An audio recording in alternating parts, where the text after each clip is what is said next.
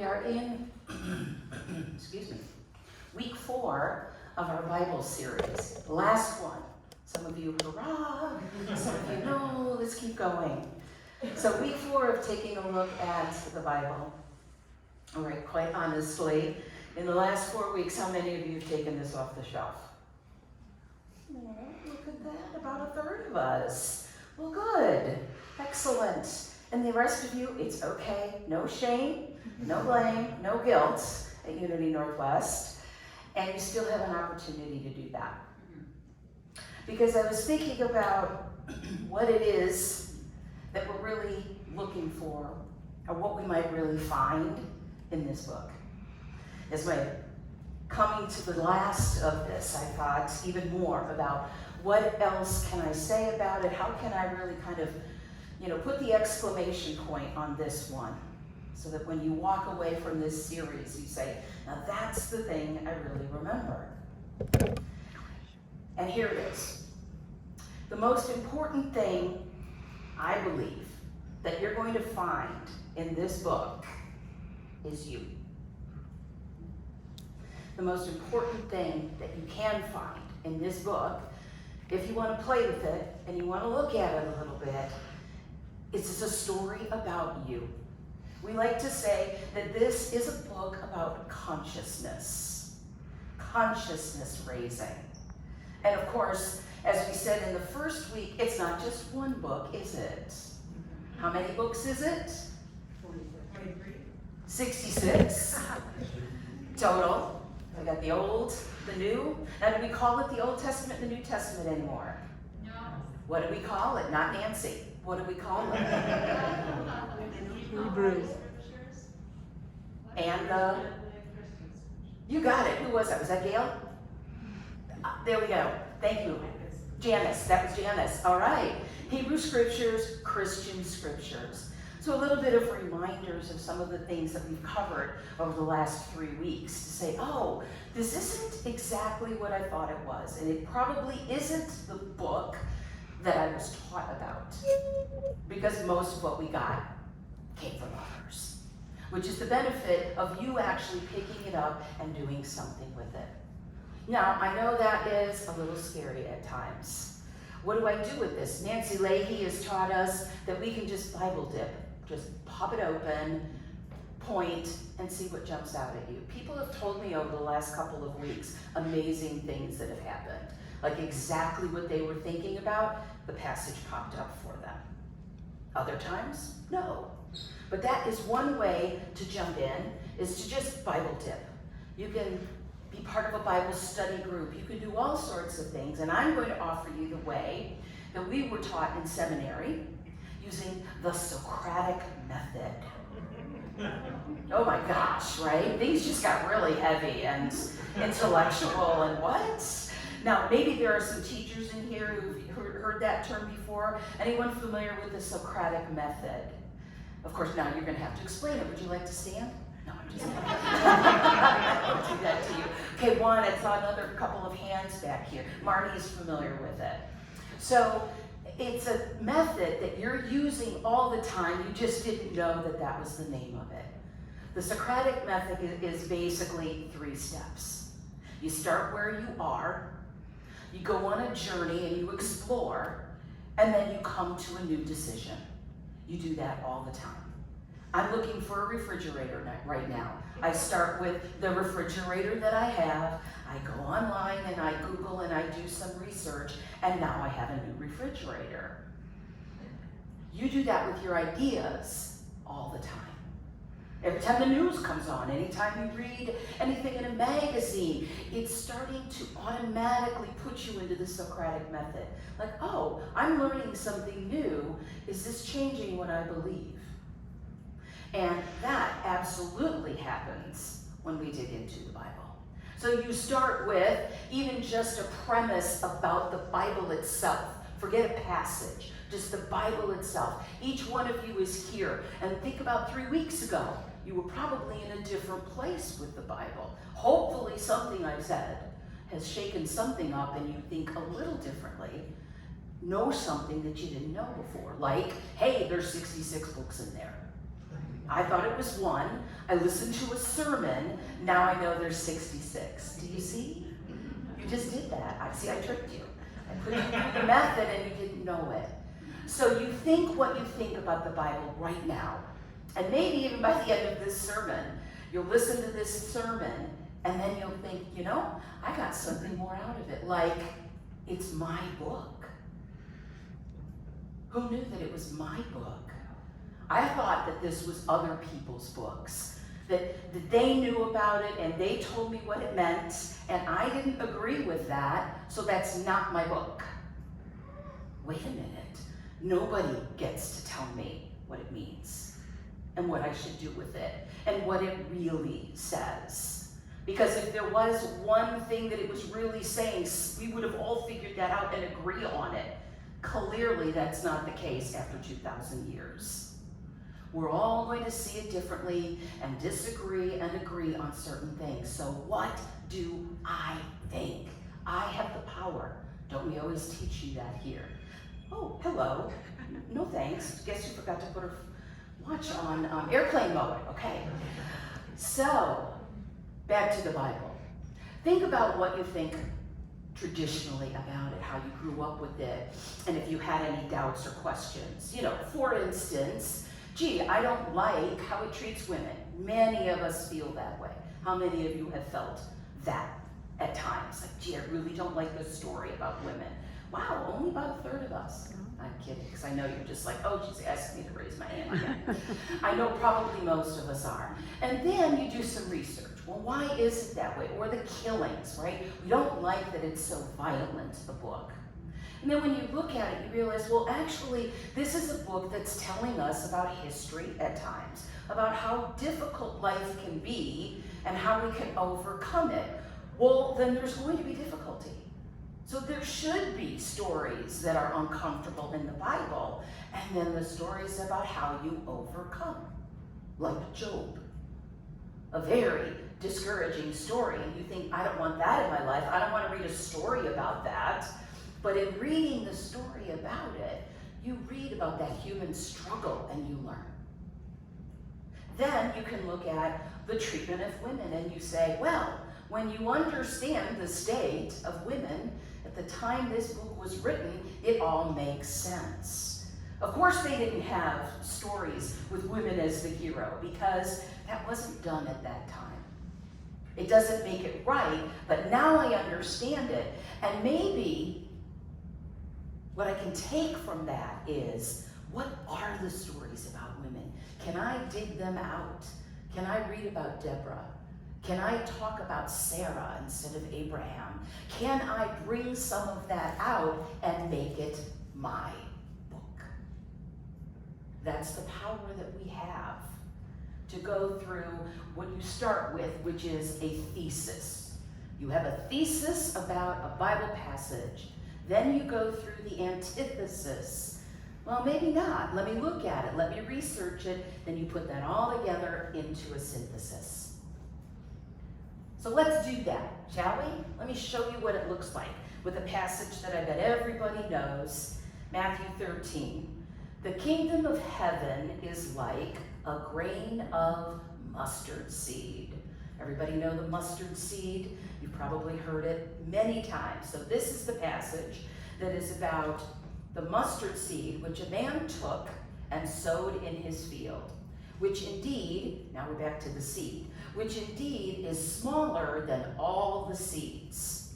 But when it is grown, it is greater than the herbs and becomes a tree, so that the birds of the air come and lodge in its branches. That's the mustard seed passage. It's a grain of mustard seed, which is the kingdom of heaven. And he took it and he sowed it, and the seed is smaller than all the other seeds, and it grows into a big tree, and then the birds come and sit in it. Pause and think about, what does that do for you? What comes to mind for you when you hear that? On any level. Like when I first, yeah, Gail, go ahead. Louder? Abundance. Excellent. So she thinks of abundance. Great. Anybody else? Yeah, Ruth, Dallas. Sexual Sanctuary, building a sanctuary. Tree, okay, Ruth? Well, a seed can be a thought. She's cheating, she's jumping ahead. A seed can be a thought. Great. Anybody else? Here are some things that I thought about. First, I thought about, what do I know about mustard seeds? I don't know if I've ever even seen one. Have you? No. Okay, some of you gardeners have seen them, yeah. So, I mean, and really, aren't all seeds small? Yeah, so, you know, if this one is particularly the mustard seed, but okay, yeah, a tiny seed, an acorn grows into a tree. Oh, a tree, interesting. I wonder what the birds mean.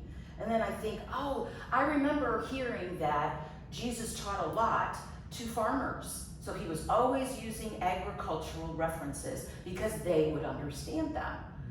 We can understand them, but not in the way that the people that lived in that region at that time understand them. So my antithesis was, I want to go look up mustard seed. I got interested in mustard seed. So I went and I learned that there are different mustard seeds. And what grows in that region and what grows in our region is different. So just right there, I realized I'm not totally understanding this passage. I can't understand it in the way that they did, that there are nuances. And then I saw pictures of what looks like trees, American mustard seeds. And then over here looks like a willow tree bush. It's just a floppy bush. It's basically a shrub. So isn't that interesting to me? Oh, maybe it's not really a tree. I wonder what word was originally used in Greek when it was written down, and what word he used in Aramaic, and what he was really trying to say. Because he didn't write it down. The writer of Matthew wrote it down. Probably not Matthew, but some people wrote it down. So, okay, I don't have to take it so literally. I'm not actually sure what this thing looks like, because there's a difference between a tree and a floppy, shrubby bush. And that's just one word. Okay? So enough on the mustard seed, enough on the tree and on the bush. But I look a little bit farther and I say, well, I wonder what other people say about it. So that's an example of humility when reading the Bible. To say, I know what this means and I've got any part of it figured out. You might say, well, when you dig into this word and that word, it starts to change. So here's from a website called Steps of Faith. He went ahead and interpreted it for me. So it's fun sometimes to go see, well, what are other people saying that it means? The meaning here is that if the kingdom of heaven is like an enormous plant with room enough for entire flocks of birds, then heaven has enough room for God's children. Is that okay? Nina's okay with that. Anybody else? So I'm not sure, is this a place in the sky that has rooms? I'm not sure. But okay, so this one was focused on, this is actually a parable about how heaven is going to work and who gets in and who gets out. All right? Then here's another one from Ellicott's interpretation. This is about the Son of Man. It's about Jesus. The Son of Man, the church, is smaller than any sect or party in Palestine or Greece at that time. And it grew until it became greater than any sect, any school, any religion. A tree among the trees of the forest, a kingdom among kingdoms. Oh, so Jesus was actually saying, my church is going to grow bigger than every other church, and then every other church will want to come to my church. Marnie? Not sure I'm liking that one as much. But there you have it. See, if you think that everything that Jesus is saying is about building the religion of Christianity, which didn't exist, right, when he was alive, but okay, so he's talking about, I want to grow this biggest church ever. Now there's another way that we can look at it. And Ruth gave us, thank you, an idea to start with. You can look at every passage in the Bible as about raising consciousness. What if it's We just set aside whether he was trying to tell us he is the best church in the world, or how many people get into and out of heaven. And we say, well, can I learn anything, apply it to my life today? If everything is about consciousness, and metaphysically I could go look up some things, and I did that. That's part of my antithesis. I'm like, well, what do these words mean spiritually? And again, what was the meaning of mustard seed? I could do that with all of that. So here's what I came up with as I swapped out words, which you can do. You know, the Metaphysical Bible Dictionary says, you know, that the kingdom of heaven is basically talking about your consciousness, a higher state of consciousness. So, what is a higher state of consciousness? So I swap out the kingdom of heaven and I say, a happy, healthy consciousness is like a tiny, fleeting thought. Bing. It's like a tiny, fleeting thought, the mustard seed, which we hold in mind. We plant the seed, which is planting it here, and we repeat it, and we sow and water it in our mind. We keep it in mind. And it may seem weaker than all the other thoughts. Remember that this tree, this smallest seed, grows beyond herbs and everything into a tree. So it may seem like the smallest. But when it's a powerful, positive idea, it grows exponentially more than all the other random ideas that I have. So it may seem weaker than negative thoughts, but over time, it overcomes every type of thought. It's the highest form of thought, prayer. It overcomes and it becomes our foundation. It becomes a tree, something strong and solid, and it can't be missed. It's so tall and so high that every other idea, birds that are flying, every other idea will come through it. That is what that passage ends up meaning for me. The strength of my spiritual teachings. And when I can take a tiny positive seed, when I don't feel well, or I feel down or negative, that wants to win. But if I can grab one little tiny positive thought, the light of God surrounds me is one of my favorites. I automatically go there, the light of God surrounds me. It's a mantra, the light of God surrounds me. If I can grab a hold of that, it's like planting a mustard seed. And it will, all together, all told, build it so that I am strong enough and centered enough so that things can come and go and they will filter through my tree. I will see them with a higher consciousness and it will change and bring heaven here on earth for me. It doesn't always work, or it doesn't work fast, but in time, a positive mindset makes a difference. I was just reading a book this week called Happy. It was written in 2010, just jumped off the shelf at me. And it was some of the earlier writings on positive psychology, which of course aligns with what we do here. And over again, he referenced study after study about how one small shift in a change of your thinking or getting out of something that's not working is powerful. And that's what's in that passage. Just for you. Somebody else can tell you it's about something else. And then you can take it and you can read it and you can see what comes out of it. That you get to decide. And so I'd like to read one more passage to you and let it sink in and become what it needs to for you. Very simple. Matthew 11:28. Come to me, all you who are weary and burdened, and I will give you rest. Let that sink in. Come to me. Whatever the divine is for you, come to that. When you are weary and burdened, when it's been a rough day, when there is something nagging at you, when you have someone you're concerned about, bring it to the divine. And I will give you rest.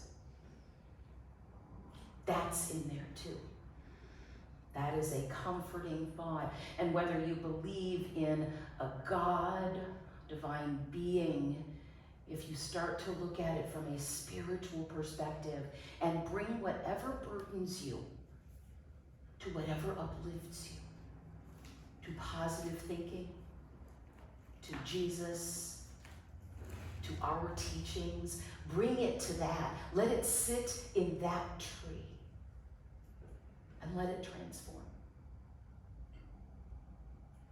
My favorite, probably like a lot of you, is the 23rd Psalm. So even though there are difficult parts in the Bible that we talked about in the second week, and even though there are people that are telling us what this book means and what you must believe about it for you to be part of the tribe, I say no. Charles Fillmore and Myrtle Fillmore all those years ago said, we see deeper teachings in here, and we're going to try to decode it for you so that you can then work with it. He says in the Metaphysical Bible Dictionary that nothing that he says is final. It continues to grow. So even when it tells you in that book or in the revealing word what something means, maybe there's a new way to look at it too. You can essentially write your own Metaphysical Bible Dictionary according to Cindy, according to Linda, according to Rika. We all get to decide. So listen to the 23rd Psalm as well. I just have to give you that one. And if you know it, you can say it along. I'm doing the King James Version, because it's just so darn pretty. The Lord is my shepherd, I shall not want. He maketh me to lie down in green pastures. He leadeth me beside still waters. He restoreth my soul. He leadeth me in the paths of righteousness for his name's sake. Yea, though I walk through the valley of the shadow of death, I shall fear no evil, for thou art with me. Thou art with me.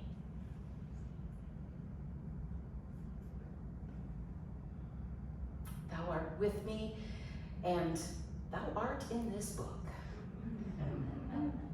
It turns out, after a life of loving and hating and back and forth, that when I'm simply quiet and I look to those passages that are meant to inspire us, I do find comfort. And I hope that you can too. And if you can't, it is okay. I say this over and over again whenever I address the Bible. Ultimately, you decide. No guilt here if you are at a place like I was at times and may get there again to say, just not working for me. Because there's great stuff out there too. I am not limited to this book. I think that's fabulous. That's one of the things I love about this place, is we get to still keep growing and learning and trying other things. And everything that we teach and use here is aligned with this, but it may appeal to somebody in a different way. And that's what we're doing starting next week with the 4 agreements. Don't take anything personally. Be impeccable with your word. All of that is in here too. So if that's working for you, that is great. Because let me tell you, I spent a lot of years not having much to do with the Bible, doing all sorts of unity reading, all sorts of growth reading, and that was fantastic. And then this is part of it too. So you decide. You get to decide. Eric Butterworth, you have the power within you to decide. Pick it up, dust it off, take a dip, see what you think. Maybe today is the day where you say, I'm gonna do that. Or maybe today is the day you say, don't you tell me what to do. I'm doing just fine. Gotcha. Enjoy. Either way, namaste.